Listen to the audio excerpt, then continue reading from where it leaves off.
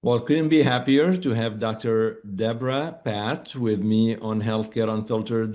Deb, it took us couple of years to get this done, but we got it done, and we're on Healthcare Unfiltered. That's right. Happy to be here, Chadi. Thanks for having me. Thank you so much for coming on, and I know how busy life could get, and lots of the balls are in the air that you're balancing. So it's no easy feat to take an hour of your time. But let's just get to know you a little bit. I think a lot of us in oncology look up to you, your career, what you have done over the past couple of decades, and it's saying it's inspiring would not do it justice. But maybe we'll go from the starts. How did everything start, and what got you into oncology? Um, when I started medical school at Baylor, I thought I didn't know any doctors when I started, and I thought that I'd been a laboratory scientist in college. So I started in the MD PhD program thinking that I wanted to be bench to bedside. And when I started medical school, so this is back in 1995. Baylor College of Medicine had just started this new program where they put you into clinics right away. So my first week in medical school, I went into the clinics and I met a woman who was dying of metastatic cervical cancer. And so, as an oncologist, Chadi, women should not die of metastatic cervical cancer. By and large, this is a preventable disease. And so I sort of had this epiphany because I was so excited to work on the science to change lives. And what I realized, this epiphany of mine, was that you can have great science and fail to deliver great healthcare because of issues related to access. And so this patient did not have access to healthcare, and so that's how they never had cancer screening. So that's how they never had a pap smear. That's how they got metastatic cervical cancer. So, largely this is a preventable illness. And so I actually pivoted and said, even though I love the lab, I really do love the lab, I thought I really am interested in issues related to public policy and healthcare delivery, really as it pertains to sort of the whole patient. And so had a pivot in my life and I decided I wasn't going to be bench to bedside and pursued a path in public health and policy, and decided that oncology was a great place to do that. I actually generally trained in residency in internal medicine and pediatrics, but decided ultimately to go on to a career in adult oncology because it was a mile wide and a mile deep, and we had an opportunity to have tremendous innovation, which has been true in my career, which has been amazing, of the work of many that really benefits patients, and then some really interesting policy questions and solutions that I feel like have been good, meaningful work that has helped patients. So, I feel like we are so lucky to live in this time and have such an amazingly rewarding career. So, so when you did your fellowship in adult oncology, and then how did you decide which career path post fellowship? So, when I was at MD Anderson doing my fellowship in oncology, one of the great things about MD Anderson is there's anyone working on anything because it's such a large institution. You can always find great people to work with. And so I did some public policy work, some healthcare, public health work, and then also some work in health services research with Sharon Giordano there. And Sharon is a wonderful mentor who helped me with doing projects in health services research. And I decided after doing a lot of research that I didn't probably would not have the career advancement at Anderson that I might have in other places. And I learned of the US Oncology Network, this network of private practices that all use the same health record. And at this time, this was 20 years ago, nobody really was interested in looking at that data. Nobody was really interested in mining that data for health services research and really using that for clinical learnings. And so I was interested in that from a health services research aspect. I was interested in it operationally from how could you study the implementation of things that might influence healthcare delivery. And in my mind, 20 years ago, I thought this is a playground that nobody is playing on yet. yet.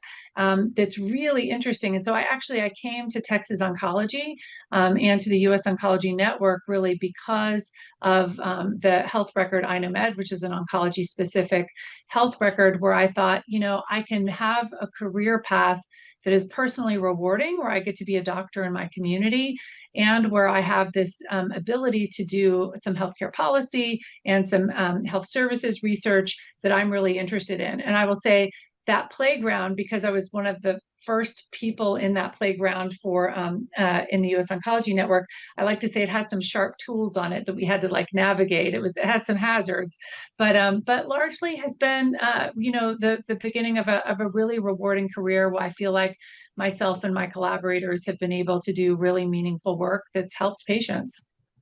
And then you also did an MBA. I'm sympathetic for this because I did mine as well. But what got you to get your MBA? So, being an oncologist, right, is a unique career path. It's really different than many others. We have homework every day. Right? Because oncology, the pace of change is so fast. You're drinking from a fire hydrant all the time. So I feel like you're a constant life learner. If you're an oncologist, and Shadi, you know this too well, because this has not only been your life path and your MBA, but in all of the different pursuits that you've had, we have to learn every day. So that's true in being an oncologist. And I would say as I came to challenges that we faced on how to do different things and solve different problems, I realized that my lifelong learning wasn't only in oncology, but that there were other core disciplines that would help me be more efficient and effective in the way in which I was trying to help oncology change. So early on in my career, I would see things like pro formas for building a new cancer center or for putting in a radiation machine. And it troubled me that I was inefficient in reviewing a pro forma to make a meaningful contribution. And I didn't like it, right? Because I went to school for a long time to be efficient. So I thought, if I'm going to collaborate with my business leaders, either in the hospital or in the outpatient setting, they're never going to speak my language and they're never going to go to medical school and communicate with me as a doctor. I have to learn to be fluent in their language if we're going to optimally collaborate. And so that was really the main reason why I went to business school, was to learn about that better. And that's been effective. It's made me, I think, a better collaborator. And in a similar vein, I decided to go back and complete my PhD in public health, because at the time I was leading health economics and outcomes research for US Oncology. And I was working with a team of doctors that understood the clinic and a team of analysts that understood which data assets to mine. And it was my job to be kind of the Rosetta Stone between those two disciplines. Doctors might say, these are the endpoints we want to measure. And the analysts would say, well, these are the endpoints that we had. So I found myself taking a lot of classes in quality improvement and econometrics, health economics, to try to be better at being that Rosetta Stone, just to be more efficient at managing those two sort of disparate teams. And I think that's really served us in oncology. I think that that's where we see a great future in health services research, implementation science, the changes that we need to make. We need more people to stand at the intersection between sort of the care delivery implementers, the administrators that lead our talented organizations, and the clinicians, the nurses, the doctors that are treating patients, in order to have better change management. And so this is the struggle of today, I think, in cancer care. The more I get older and mature, although some people say I'll never mature, but assuming I won't, I have a lot of more appreciation to healthcare delivery science than I've ever had before. You take things for granted, you give the drug, somebody delivers the drug and you move on. But I think COVID for me, when COVID hit, was the kind of eye opener of how important supply chain and the healthcare delivery was. That was like more of I've always had appreciation, but it never was as high as until that pandemic. And I think a lot of people became more familiar with the importance of healthcare delivery science and supply chain. So, so then how were you, were you involved with ASCO at the time or not yet? Like when did you start getting more immersed or involved with ASCO? So I think I got involved with the clinical practice committee early on in my career path, mostly because being part of this large community oncology practice in Texas Oncology, which is an amazing practice. We have over or about 300 sites of service across Texas, rural and urban areas, and lots of amazing people here. But it occurred to me that I wanted to see the way that different cancer practices were solving problems in clinical practice. And so I got engaged with ASCO and began to serve on the clinical practice committee for years, and then ultimately chaired the clinical practice committee. It's interesting, actually, it all comes full circle because now I'm sitting on the board of ASCO and I'm serving as the liaison to the clinical practice committee, which is like my home there at ASCO. So it was great because you could work with clinicians and administrators to talk about how people were trying to influence care delivery, and how people were solving problems in clinical practice and what were the threats to clinical practice. So it was a great place actually to scratch that itch I had, the desire to sort of learn how other people were solutioning the problems that were before us. And that gave me insight into how to sort of approach some problems that we had within my own practice. So it was really, really useful. And I'll say, just back to the comment that you made earlier around a greater appreciation for this implementation piece, as we have many hurdles ahead of us and how we change, different from clinical trials where you study something in this very, clearly defined vacuum and then try to extrapolate that to how you use a treatment in a patient.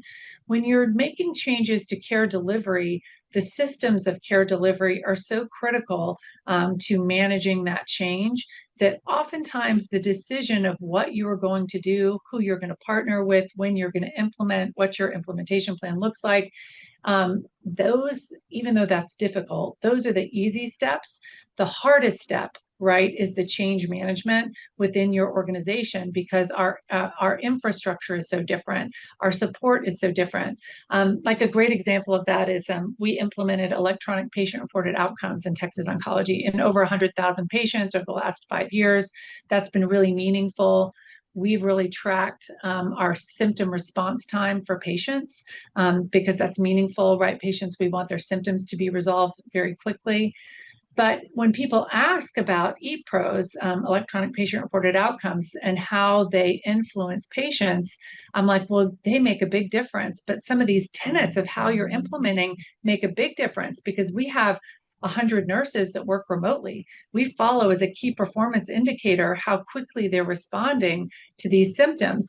If you have nurses that maybe have an average symptom response time of 2 days, that's going to be a different intervention for patients. It's not going to have the same effect on patient care if it's taking you 2 days to respond to the symptoms that they're immediately giving you, right? And so this implementation piece and change management is really so critical.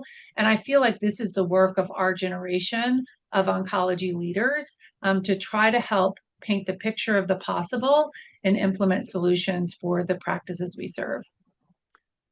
I'm very well said, but I'm 100% sure that anyone who is listening to this is going to wonder, how are you able to be that busy, that productive, that effective, and at the same time maintain the family life? I mean, you still have a family and you have to balance all of this.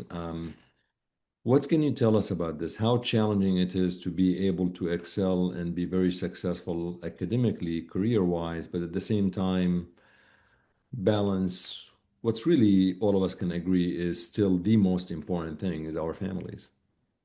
It's a great question, Chadi. And I find myself talking to young trainees often about career choices. And I don't, this may not be a politically correct thing to say, but I say to people, That's why it's unfiltered. Don't worry, it's Healthcare Unfiltered. I say to young trainees all the time that, you'll make all these important choices about your career and your life, but probably the most important choice you make is who you choose to build your life with, and so I think it's true professionally and personally. The teams that you work with matter, because we can only all be one place at one time, and having a good team, whether it's on the home front or at your office, is really quite critical. So my husband Hanoch, I met in medical school the day before medical school started over our cadaver that we dissected together. Very romantic. Very romantic. Doris was our matchmaker. So, we are very, purpose-driven people and good partners.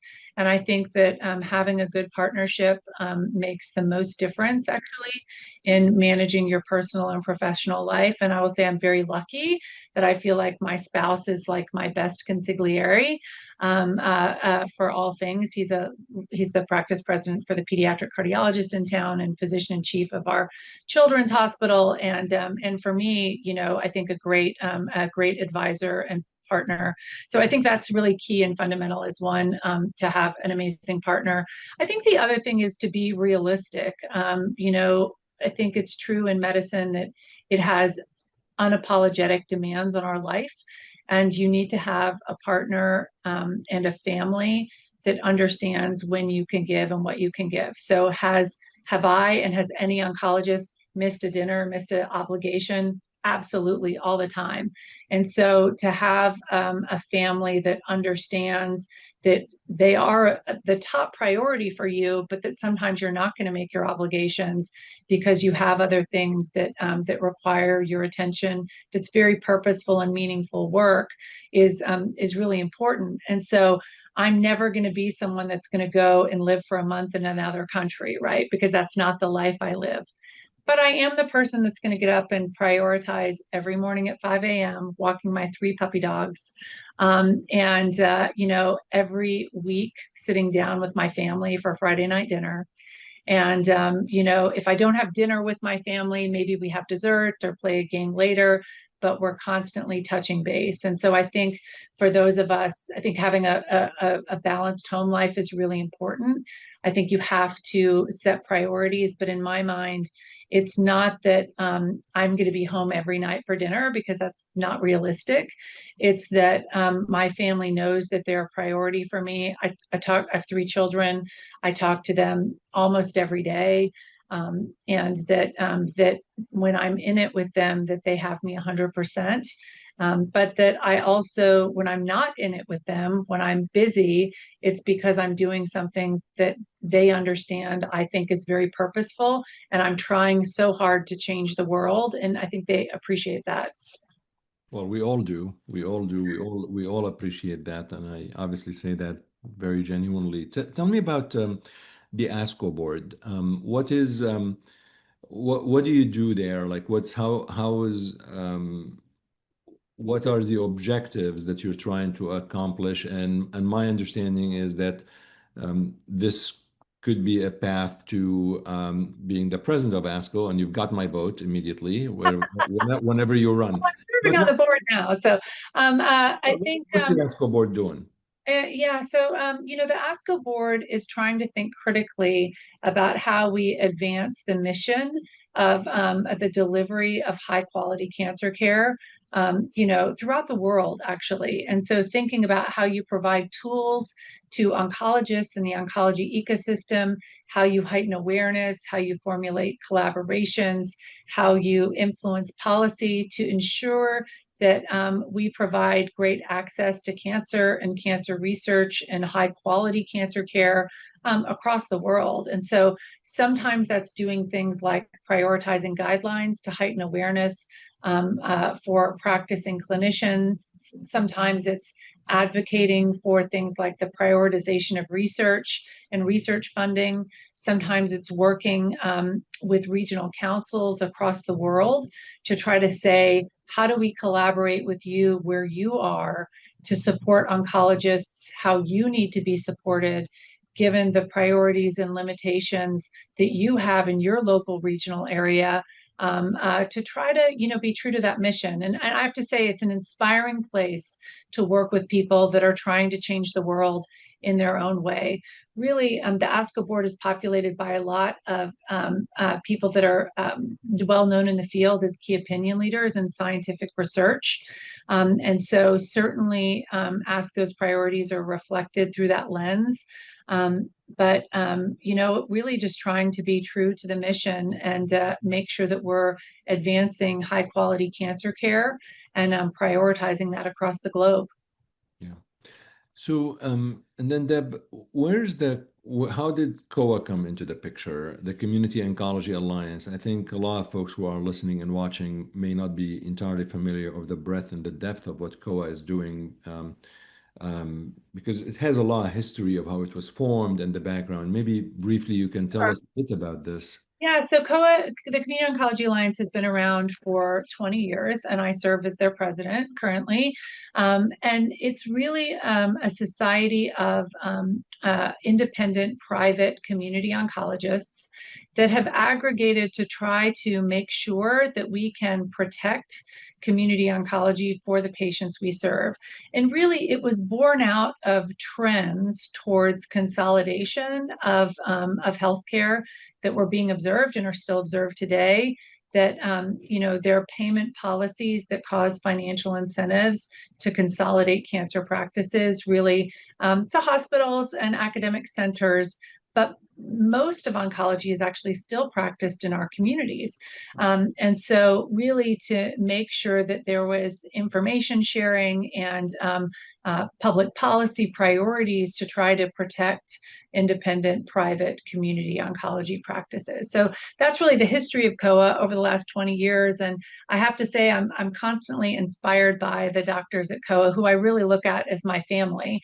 Whenever I have challenges in community practice, I'm calling one of them or another on the phone that I really think of like my siblings, in how they're solving for problems. So whether it was during the pandemic, early on, I was on the phone with Jeff Viserka and Lucio Gordon, who were other practice presidents in other large practices, about how they were managing COVID, how they were launching telemedicine, what they anticipated was going to happen with regulatory policies. So we're really just there to share information and to make sure that we're aligning around policies that can influence community oncology. So as the COA president, my theme really, as we think about how we help community oncology, is around innovation.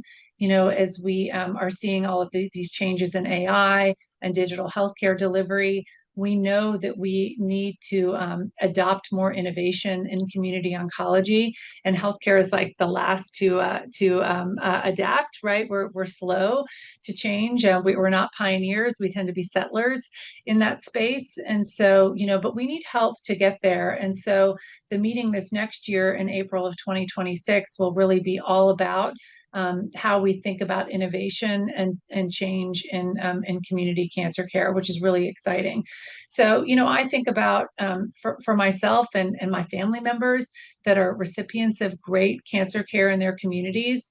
The dream of modern cancer therapy is really not just to control a patient's cancer from taking their life, but also to control how cancer care influences their livelihood, right? We don't want for patients to travel for 3 hours to get cancer care. We want them to get cancer care close to home so they can work at their jobs and eat dinner at their dinner table and sleep in their bed next to their spouse and pick up their kids from soccer practice and do all of the things that they want to live life on their terms, so cancer isn't what defines them. And so COA has been a great home to try to live that motto and live that mission to bring great cancer care to patients in their communities. One of the things I've learned over the years is that, there's always the short-term goals and the long-term goals. I mean, the vision is wonderful. And I think everything you articulate is what we all strive to have for our and their families. But realistically, what would you say things that are tangible that you could accomplish in the next 1 to 2 years? Because some of what you outlined will take some time because you have so many barriers to overcome. And I know that you're working on all of this. But Yeah. looking shorter term, what can you tell patients in the community that realistically they should expect, let's say, between now and 2027? So I think that part of my job as a leader in the Community Oncology Alliance is to paint the picture of the possible, to show people, where it is we're going, sort of to shine a light on the direction. As I talk about it a lot, especially around digital healthcare change and AI, I talk about it as the road to nirvana. Nirvana being like this perfect practice, this perfect ideal where we want to be, recognizing that the road to nirvana has many stops on the way, and nirvana is ever changing, and we probably will never actually get there, but the pursuit of getting there makes us much closer, right?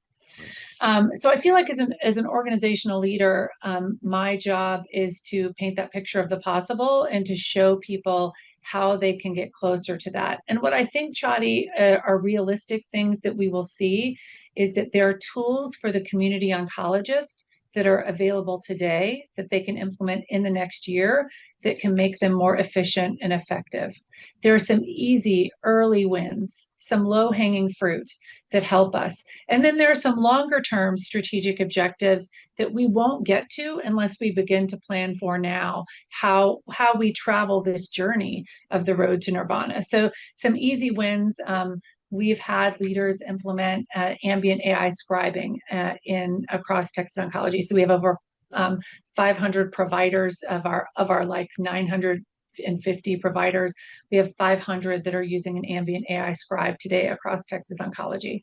I call this part of the Home for Dinner campaign because one big threat to oncology care is that burnout is ever present.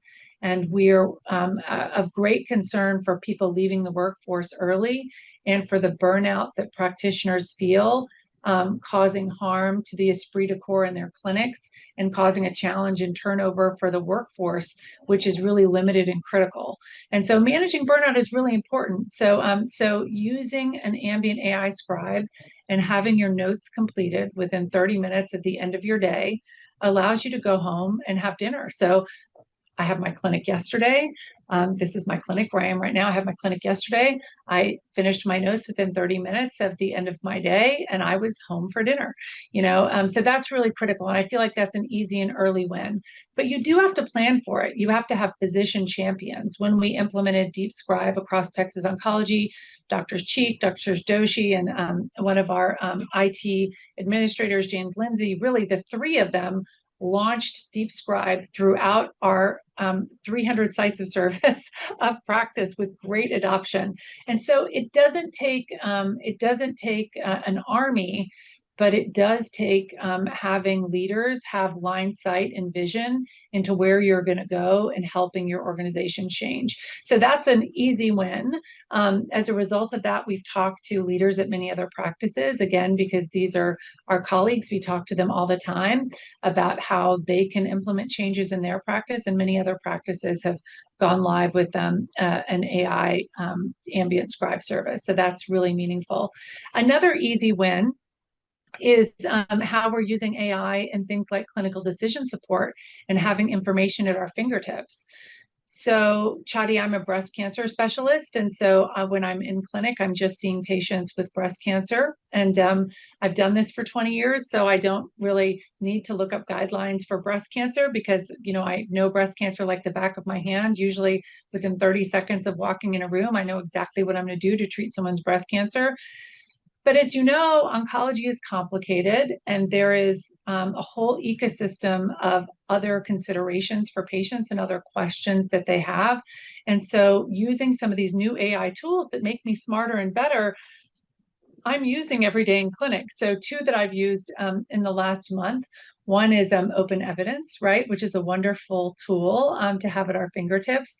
So I had a patient with early stage breast cancer who had gotten an MRI of her brain because of a headache, and it had an abnormal finding, but she'd had an early stage ER positive breast cancer, so not clinically likely that she had brain metastasis.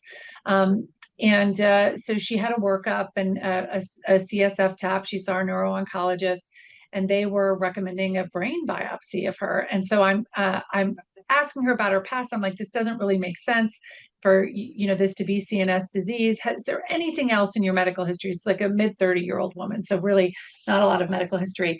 And as it turns out, she had had cat scratch disease that was pretty severe about 10 years prior. And I thought to myself, I remembered that cat scratch disease was Bartonella henselae, and I was really happy that I remembered that. But I was like, I wonder if cat scratch disease could have some neurologic sequelae that could explain this finding that we found. And so I opened up open evidence to learn about some of the chronic manifestations of cat scratch disease and some of the CNS complications, which would have taken me like a day to research on my own. But because I could do that right away with the use of open evidence and aggregating information, it allowed me to provide clinical insight into her to say that, there's a very low likelihood that this finding that we found is breast cancer. I think that this is likely to be a sequelae of your cat scratch disease that you had 10 years ago. Why don't we right now? I think it makes sense to follow this and not subject you to a brain biopsy, which would be terrible. But to follow this over time, and because this is a low likelihood that this is problematic. And so that's just one example of how this tool has made us better, because otherwise my mid 30-year-old patient would have probably gotten a brain biopsy. And I suspect that was unnecessary. So I think it allows us to manage the uncertainty that we all have in clinical practice every day, whether that's patients that have questions about drug interactions or supplements that they want to take, or other things. I had another patient, a breast cancer patient who had a more advanced breast cancer, that was asking me, she had major depression. Her psychiatrist was recommending ketamine therapy. She said, does ketamine increase my risk of breast cancer recurrence? And I said, well, I don't know. I've no experience with this. And so I could quickly look it up and find out what the evidence did suggest. And we talked about it, and she could pursue that safely with her psychiatrist without concern for her breast cancer. So, these tools make us better immediately, but we have to know to use them. Even things like simple tools like that we all have in Copilot, we have to know how to use them in order for them to be reality. So these are things that if we can heighten awareness and show people how to do it within 6 months, these are things that can change a practice, that can influence our staffing solutions, and really make us quite better. I feel that the teaching to students and fellows and residents as they come on is going to focus less on remembering certain things and more on how can you smartly utilize the available tools that you have. These two examples you gave are perfect examples how you can actually leverage AI to really be, I mean, human in the middle is important. You always need to have the human Right. expert in the middle, but you're just getting additional tools at your fingertips. Yeah, I like to say that I think all of this, I look at it, Chadi, as clinical decision support. And Right. there's a wonderful book that I think is so critical for how we think about clinical decision support in healthcare. It's called Nudge. It's by Cass Sunstein and Richard Thaler, a behavioral economist and a psychologist. I have read it. Yeah, so it's wonderful, and it talks about choice architecture, right? And so if you're putting these things that are easy answers at our fingertips, it's giving us all the solutions to be better without actually telling us what to do. As an oncologist, I went to school for a really long time to be an oncologist, and there is a sanctity in the relationship between doctors and patients where decisions should be made. It shouldn't be made from a machine. But if a machine can help us better understand how to present those choices to patients, to have better informed conversations between doctors and patients, that's really where the secret sauce lies. So me and you in 5 years having this conversation about oncology, community innovation, and what do you think we'll be talking about in 5 years? Where do you think realistically we're going to be in 5 years? I think we will have implemented many solutions to help stabilize staffing, which is a critical threat to all of healthcare in the next, 10 years and more. I think we'll be discussing in a meaningful way healthcare at home, because we will have had enough innovation to support monitoring systems to support people where they are, which is not in hospitals. Also, it's unrealistic to think that hospitals will be able to accommodate all of our needs given the age distribution of the population and that people are living longer. So I think it will be around how we staff differently around the different models of care delivery, which will be a lot of care in the outpatient setting and at home, even more so than today. I love that. Deb, anything I should have asked you? I completely forgot. I could talk to you for hours, but I know how busy you are. But if there's anything else that you think it's important to share with folks, I would love for you to just open-ended. Well, so I would say there are a couple of pearls I would love to leave people with. One, I think that there are threats to what we do to access to care, and that's really critically important because we have a Ferrari in innovation in cancer care. We need to make sure that we protect the highway that it drives on. Otherwise, that Ferrari can't be used for what it does best. And so I think that there are always public policy threats to the cancer care ecosystem. We see them everywhere all the time. But Chadi, I'll tell you, I've never in my career met an elected official that didn't want cancer patients to do well in their district. It's never happened. And so, what I think sometimes people fail to realize is the unintended consequences of the policies that they're putting forward. And so, we as oncologists need to make sure that we advocate for good policy to protect access to cancer care. That's really critical. So, that's a threat that we have. And then I guess counsel to healthcare leaders is we need to make sure that we protect our own time. It's easy as a healthcare leader, I can tell you, and this is probably true for you too. I'm on, virtual meeting to virtual meeting to virtual meeting. It's easy to be overscheduled in that space. We need to be really judicious about protecting our own time to take a step back and strategically look at what we need for our organizations to change. I feel like this is of the many things that I provide to to Texas Oncology, my practice, and to COA, being able to stand back and look at the bigger picture and think about things strategically to try to see where the ball is going and how we need to change our path on the journey to nirvana. Those are the best skills that I have to give to my organizations. And we need to make sure that we're protecting time to develop those skills to inform how we move forward. And I think it's true for all of us because even for the individual oncologist that maybe isn't a leader, I mean, all oncologists, I think to some extent are leaders, they're leaders of their team. But you need to protect it because if you don't have the ability to use things like open evidence or the other AI solutions that are using chart summarization and clinical decision support, and you're not aware of these changes, how can you help your teams evolve? And so we need to be much more judicious about protecting that time to help us in this evolution. Two things I would say that I would love. I mean, I love what you're doing at COA and what you're doing on the ASCO board. The two things that I personally would love to see continue and hopefully does not get derailed or change is the maintaining the autonomy and the independence of community practice oncology, where the consolidations and the large, I mean, you were at MD Anderson, large academic sites acquiring many community practices, I think sometimes in the long run is unlikely to help patients. I think patients still want to be treated by their community doc close to home, and you worry about the universities acquiring all of these practices under one umbrella. That worries me. I feel it eliminates choice for patients. So I hopefully you continue your advocacy there. And the second thing, which you're very powerful at, but it's hopefully can also go to a lot of other community sites, is bringing research to community oncology. I think obviously with Texas Oncology, US Oncology, I mean, you're the behemoth with research, but there are these smaller community practices that are still out there. And I don't know if you have any thoughts into, are there opportunities to bring research maybe to sites that just don't have maybe the infrastructure, don't have the capabilities. So these are the two things that I feel if we're able to do them, I think we're going to be almost at nirvana, not quite, but almost.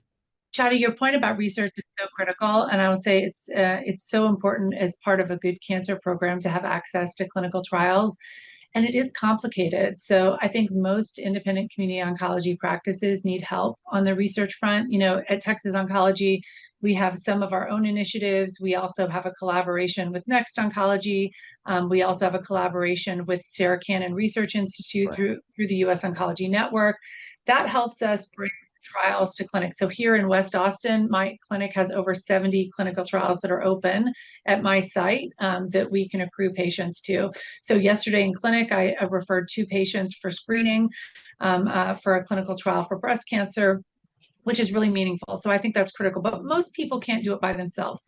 They do need partnership. And so I do think, given the complexity of all of this, that there is a rise of integration with clinically integrated networks like US Oncology to try to help practices be better at offering things like clinical research and managing vulnerabilities that they have, like in revenue cycle, how you're paid. Like there's tremendous financial risk there in oncology. And so so I think that we are seeing the rise of the clinically integrated networks because of this tremendous complexity. And that will actually help to protect independent community oncology practices. Dr. Debra Patt, thank you so much for coming on Healthcare Unfiltered. I really enjoyed this. It's a lot of fun, and hopefully we'll bring you back next year after we see Thanks, the Patty. after Thank the meeting. Thank you so much for coming on.